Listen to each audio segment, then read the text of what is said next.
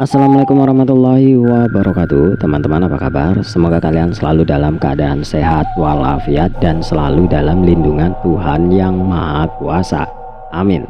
Teman-teman, pada video kali ini saya akan menceritakan sebuah kisah horor yang menceritakan tentang seorang siswi yang pulang larut malam dan mengalami kejadian di luar nulur. Kejadian itu seperti apa? Yaitu dia menaiki sebuah angkot berhantu. Nah, karena keseramannya ini saya yakin mampu membuat bulu kuduk kalian berdiri. Bukan hanya bulu kuduk kalian saja yang kita tidak tahu kuduk itu ada di mana. Saya yakin bulu-bulu yang lain juga akan ikut berdiri. Maka dari itu, karena keseramannya, saya sarankan teman-teman jangan menonton video ini sendirian. Ajak keluarga kalian, mama kalian, bapak kalian, mamang kalian, bibi kalian, keluarga kalian yang ada di dekat kalian, atau bahkan keluarga yang berada di luar provinsi. Kalian telepon untuk menyaksikan video ini dan mendengar cerita seremnya supaya kalian ini bisa merinding bersama. Karena saya yakin ketika kalian bisa merinding bersama, itu nikmatnya akan jauh lebih terasa. Nah, seperti apa kisahnya? Tidak perlu berlama-lama, kita langsung cekidot saja.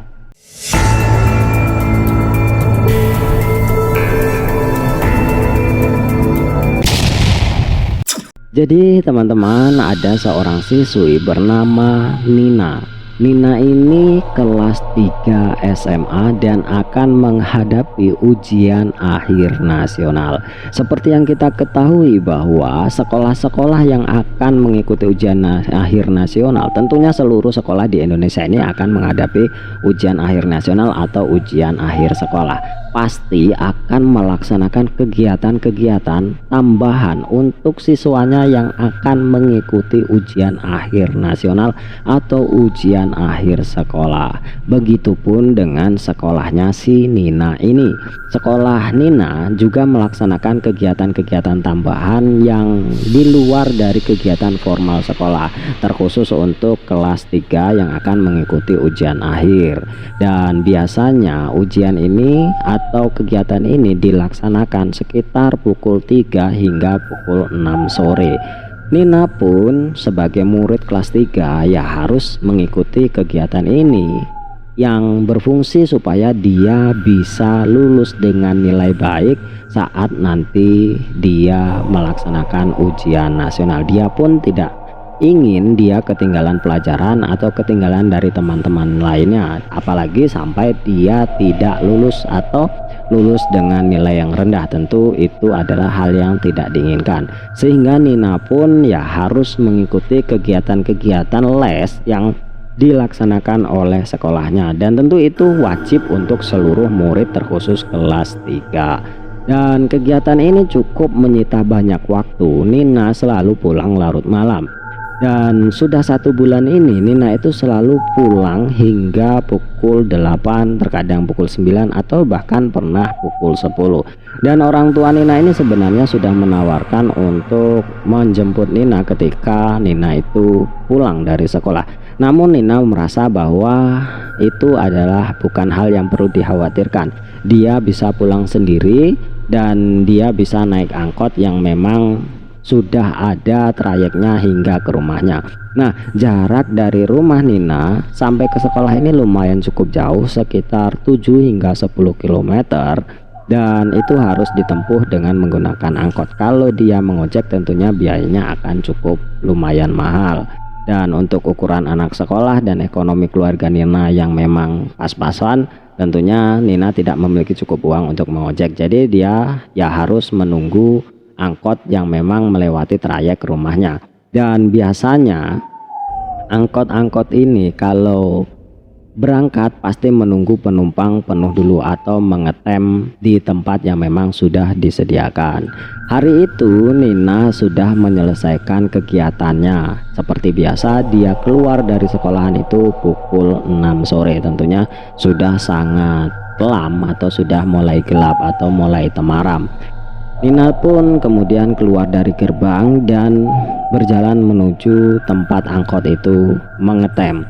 Nah, angkot-angkot ini tidak boleh ngetem di depan sekolah karena pihak sekolah melarangnya karena khawatir nanti akan mengganggu atau membuat keselamatan siswa-siswinya ini menjadi berbahaya. Jadi angkot-angkot ini dipersilahkan untuk mengetem di luar jangkauan sekolah atau sekitar 100 hingga 200 meter dari lokasi sekolah. Nina pun kemudian berjalan menuju tempat angkot itu mengetem. Namun di tengah perjalanan Nina ini merasa haus dan lapar. Kemudian dia pun berpikir, angkotnya pasti masih ngetem dulu atau menunggu penumpang untuk penuh atau berjalan. Dan seandainya pun angkot itu sudah pergi, pasti akan ada angkot-angkot yang lain yang memang trayeknya sama menuju rumahnya. Nina pun akhirnya memutuskan untuk membeli minum terlebih dahulu. Dia pun mampir di kedai es campur yang berada di lingkungan sekolahnya itu. Dia pun memesan kepada tukang es itu dan kemudian dibuatkan.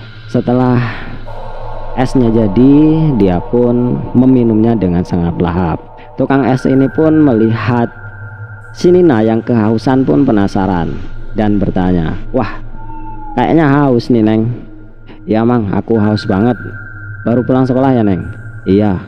"Kok akhir-akhir ini pulangnya malam, Neng?" "Iya, Mang.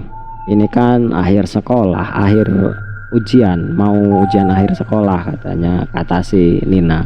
Jadi sekolah membuat pelajaran-pelajaran tambahan untuk kami supaya bisa melakukan ujian nasional nanti dengan baik. "Oh gitu ya, Neng. Ya kalau bisa, Neng, cepatlah pulang karena ini sudah malam. Nggak baik kalau anak perawan pulang sendirian malam-malam begini. Apa orang tuanya nggak nyemput, Neng?" "Enggak, Mang, karena udah biasalah. Saya sudah berapa kali naik angkot pulang malam nggak ada apa-apa. Dan saya juga kenal dengan sopir-sopir angkot di sini, Mang." "Oh ya sudah kalau begitu." Kemudian Nina pun menghabiskan esnya dan tanpa dia sadari hari itu sudah gelap. Dia melihat jam di HP-nya itu sudah menunjukkan pukul 6:30 malam. Dan sialnya bagi Nina, HP-nya ini lowbat atau baterainya habis. "Waduh, HP-ku habis nih baterainya. Gimana ini?" "Ya sudahlah, Mang, terima kasih ya, aku pulang dulu." "Oke, hati-hati, Neng," kata si tukang es tadi. Kemudian Nina pun berjalan menuju ke tempat angkot mangkal. Betapa sialnya bagi Nina bahwa di tempat mangkal itu sudah tidak ada lagi angkot yang ngetem di sana. Dia pun selingukan melihat kanan kiri, semuanya sudah terasa sepi. Malam itu terasa sangat berbeda dengan malam-malam sebelumnya. Terasa sangat dingin sekali. Tampaknya akan turun hujan. Mendung pun sudah mulai terlihat gelap dan tampaknya sebentar lagi akan turun hujan. Angin pun mulai berhembus lumayan kencang dan Nina pun merasa sedikit khawatir dengan hal itu. "Waduh," kata Nina, "kayaknya mau hujan ini. Kok nggak ada angkot di sini? Kemana? Biasanya ada 1-2. Apa mereka pada libur?" Nina pun melihat sekeliling, sudah tampak sepi, tidak ada lagi orang yang berlalu lalang. Mungkin karena memang hari akan turun hujan, jadi orang-orang itu sudah malas untuk keluar rumah dan mereka sudah nyaman di dalam rumahnya. Dan di jalanan itu sudah mulai lengang, tidak ada lagi hilir mudik kendaraan, baik itu kendaraan roda 4 ataupun kendaraan roda 2. Mungkin hanya ada 1-2 yang melintas. Lama Nina menunggu hingga dia pun merasa jengah di sana. Kemana para angkot yang selama ini ngetem di sana? Hingga akhirnya Nina pun menunggu hampir 1 jam di sana, masih tidak ada angkot yang datang.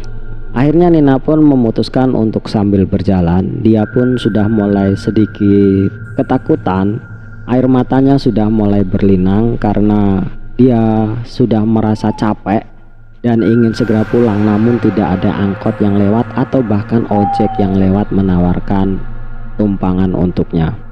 Akhirnya dengan hati yang kesal, hati yang jengkel, dan hati yang merasa sedikit takut, dia pun mencoba berjalan menyelusuri trotoar. Siapa tahu nanti di depan dia menemukan angkot atau menemukan ojek atau menemukan keluarganya yang mungkin menjemputnya atau keluarga lainnya yang tidak sengaja melintas di sana. Nah, keluarga Nina ini sebenarnya sedikit khawatir dengan Nina karena memang hari sudah mulai turun. Namun mereka masih tetap menunggu karena Nina ini biasanya pulang hingga pukul 9 malam bahkan sampai 10 malam, dan malam itu sudah menunjukkan pukul 8 malam. Jadi keluarga Nina masih menunggu kedatangan Nina dengan rasa khawatir tentunya. Dan si ayahnya Nina ini pun mencoba untuk menelepon Nina, namun sayang sekali HP Nina ini tidak bisa dihubungi karena memang HP Nina ini sudah lowbat.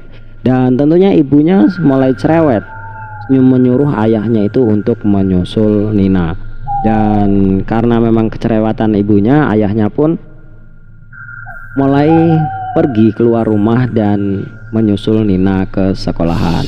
Dan Nina pun berjalan dalam kegelapan malam yang dingin dengan suasana mendung yang mulai menyelimuti kota Nina atau di langit Nina, dan tampaknya sudah mulai rintik-rintik hujan yang mulai turun. Nina pun terus berjalan sambil sedikit menangis dan menggerutu dengan kekesalannya sendiri, dan dia pun menyalahkan dirinya sendiri mengapa dia tadi harus minum es terlebih dahulu, dan itu menjadi penyesalan yang semakin menyakitkan bagi Nina. Nina pun berjalan sambil mengeluarkan air matanya karena sudah merasa kelelahan dan ketakutan. Setelah beberapa lama Nina berjalan, sudah agak jauh, Nina berjalan sekitar 500-an meter, dilihatnya ada satu angkot yang berhenti di pinggir jalan.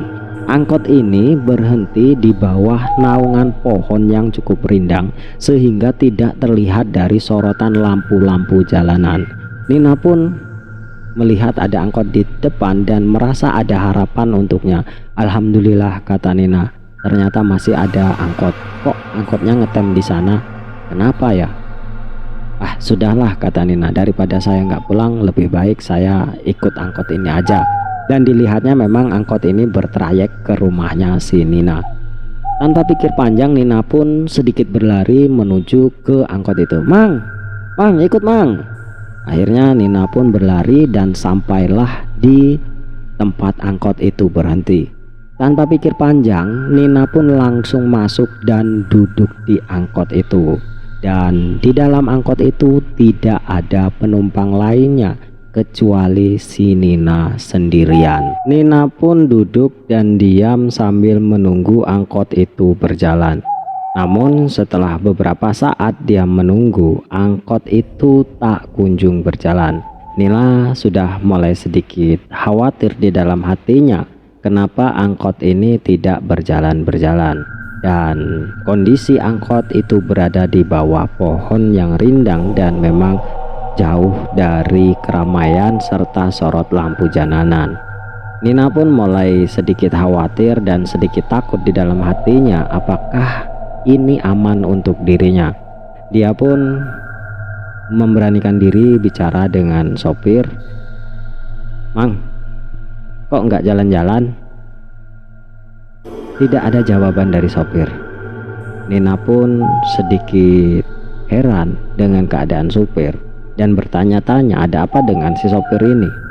Apakah sopir ini ketiduran atau ada sesuatu yang terjadi dengan sopir ini? Nina pun penasaran dengan keadaan sopir. Dia memberanikan diri untuk melihat si sopir melalui spion mobil angkot. Dilihatnya sopir ini terlihat tidak tertidur, matanya masih terbuka namun dengan tatapan yang kosong. Nina pun melihat, oh, sopirnya tidak tidur, aman. Mungkin si sopir ini menunggu penumpang-penumpang lain sehingga nanti setelah banyak penumpang baru dia berangkat. Itu yang ada dalam pikiran si Nina. Si Nina pun kembali diam sambil memegang tas yang ada di pangkuannya. Namun setelah beberapa lama menunggu hingga hampir setengah jam, Nina pun mulai gusar dan mulai sedikit ketakutan. Kenapa sopir ini tidak segera menjalankan angkotnya? Tentu dia semakin ketakutan ketika dia menegur si sopir. Si sopir ini tetap diam saja. "Mang, nunggu apa lagi sih, Mang? Langsung jalan aja." Si sopir tetap dengan sikapnya yang diam tanpa berkata apapun. Lama-kelamaan si Nina pun mulai kesal. Mengapa sopir ini tidak segera menjalankan mobilnya? Dengan keberanian yang dipaksakan, Nina pun menyentuh atau menepuk bahu si sopir dengan cukup keras. "Mang, ayo jalan." Si sopir yang berada di depan terperanjat dan tampaknya dengan kondisi yang marah dia melihat ke belakang. Betapa terkejutnya Nina melihat wajah sopir itu dalam keadaan yang menakutkan. Matanya melotot dan giginya menggertak serta wajahnya yang pucat. Nina yang melihat itu langsung terperanjat dan berdiri, dan aduh, kepala Nina tersentuh dan terbentur dari langit-langit angkot. Nina pun merasa kesakitan di bagian kepalanya dan mencoba untuk keluar dari angkot itu. Nina dengan tunggang langgang keluar dari angkot itu dan berlari secepat mungkin. Setelah Nina berlari cukup jauh, Nina tiba-tiba dipanggil oleh seseorang. "Nina." Nina pun menoleh. "Nina." Nina pun mencari di mana asal dari suara itu. "Nina." Nina pun melihat sosok laki-laki berada tidak jauh dari tempatnya berdiri. "Oh, Bapak." Ternyata itu bapaknya si Nina. "Kenapa kamu, Nak?" "Tadi ada hantu di angkot ya." Pak, tadi ada hantu angkot di sana." "Ah, masa?" kata bapaknya si Nina. "Iya, Pak." "Ya sudahlah, ayo kita segera pulang." "Baiklah, Pak, ayo kita pulang," kata Nina sambil ketakutan. Di sisi lain, seorang penjaga warung di pinggir jalan melihat ada angkot yang ngetem di sebuah pohon besar tidak jauh dari warungnya.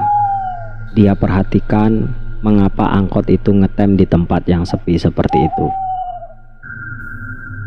Dalam keheranannya, tiba-tiba keluarlah seseorang dari dalam angkot itu sambil berlari. Tentu tukang warung ini penasaran dan merasa aneh dan sedikit takut. Ada apa orang ini lari dengan terbirit-birit dari dalam angkot? Apakah ada sesuatu yang terjadi di dalam angkot itu? Dia pun tercengang melihat orang itu semakin dekat berlari ke arahnya, dan dilihatnya seorang laki-laki sedang berlari ke arahnya sambil berkata ketakutan. "Ada apa, Pak? Kok lari?" "Ini, Mang, aku tadi lihat hantu cewek anak SMA di dalam angkotku." "Ah, masa?" "Iya, serem." "Ah, mungkin Bapak melamun.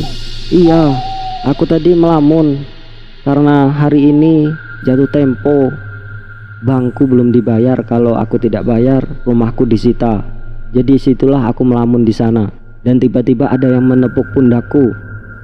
Dan ternyata itu hantu anak SMA, Mang. Ah, masa ada hantu di sini? Iya, Mang. Ih, serem juga ya. Iya, Mang. Ayo, anterin aku ngambil angkotku, kata si sopir angkot tadi. Dan akhirnya Nina pun pulang dengan ayahnya, dan sopir angkot itu pun mengambil angkotnya dengan ditemani tukang warung itu, dan mereka pun akhirnya pulang bersama-sama. Dan itulah teman-teman kisah horor kali ini, semoga menghibur dan bermanfaat bagi kehidupan kalian. Terima kasih. Wassalamualaikum warahmatullahi wabarakatuh.